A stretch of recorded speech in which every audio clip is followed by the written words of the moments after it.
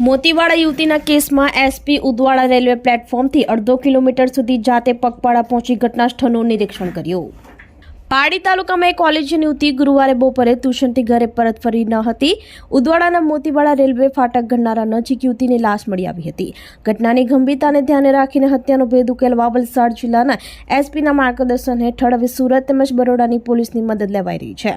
શંકાસ્પદ આરોપી વાપી રેલવે સ્ટેશનથી રોંગ સાઇડથી લોકલ ટ્રેનમાં વાપીથી 2:19 કલાકે ટ્રેનમાં ચડતા જોવા મળ્યો હતો, જે ઉદવાડા સ્ટેશને ઉતરી યુવતીનો ઉદવાડા સ્ટેશનથી અડધો કિલોમીટરના અંતરે પીછો કરી એકલતાનો લાભ અજાણ્યા આરોપીએ દુષ્કર્મ કર્યું હોવાની શંકા સેવાઈ રહી છે, જેને લઈ ચર્ચગેટથી લઈ અમદાવાદ સુધીની ટ્રેનમાં પોલીસે આરોપી સુધી પહોંચવા માટે તપાસ હાથ ધરી છે। આરોપી વાપીથી ઉદવાડા લોકલ ટ્રેનમાં આવ્યો હતો, જે પગે ચાલવામાં ખોડખા પણ ચાલતા સમયે દેખાઈ આવે છે। કોલેજની યુવતીની ઘટનાના 6થા દિવસે આજરોજ ફરી એસપી ડોક્ટર કનરાજ વાઘેલાએ ઉદવાડા રેલવે સ્ટેશન પર જઈ જ્યાં નિરીક્ષણ કર્યા બાદ રેલવે પ્લેટફોર્મ ઉપરથી ઘટના સ્થળે અડધો કિલોમીટર સુધી જાતે પગપાળા પહોંચી નિરીક્ષણ કર્યું હતું। પોલીસે અત્યાર સુધી તપાસમાં લાખો મોબાઈલનું ટ્રેકિંગ કરવા છતાંય આરોપીની કડી મળી ન હતી। હાલ પોલીસે પારડીથી લઈ વાપી, બલીથા, ઉડવાડા, બગવાડા રેલવે સ્ટેશને એસપી તેમજ 3 ડીવાયએસપી, 10 પીઆઈ તેમજ એલસીબી એસઓજી પારડી પોલીસની ટીમ ખડે પગે રાત દિવસ આરોપી સુધી પહોંચવા કમર કસી રહ્યા છે। આ ઉપરાંત રેલવે પોલીસના અધિકારીઓ પણ આ યુવતીના કેસમાં ઝીણવટ તપાસ રેલવે પ્લેટફોર્મથી વિવિધ સ્ટેશનો પર તપાસ કરી રહ્યા છે।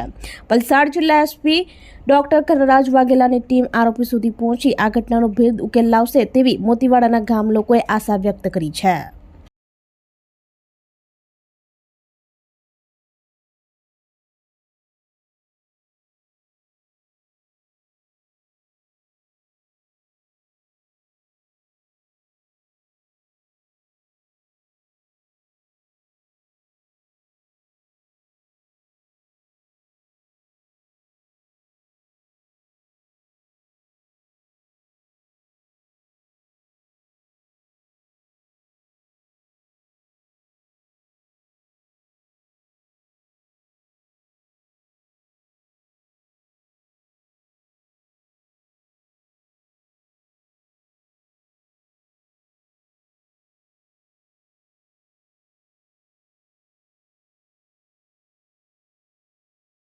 આપણી સંકલ્પ ન્યૂઝ ચેનલને સબસ્ક્રાઇબ અને લાઇક કરો, બેલ આઇકન દબાવો જેથી આવનાર ન્યૂઝ અપડેટ્સની નોટિફિકેશન આપના મોબાઈલ પર સૌથી પહેલા પહોંચે।